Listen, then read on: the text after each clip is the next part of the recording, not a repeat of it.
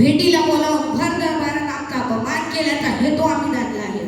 आग्र्यात पोहोचेपर्यंत शेजाऱ्याप्रमाणे इथं जा आणि आग्र्यात पोहोचल्यास मनसबदारीची वागणूक. बादशाच्या दरबारात आहोत म्हणून अपमान सहन करू असे कोणीही समजू नका. एक वेळ आम्ही मोतपत करू पण कधी अपमान नाही.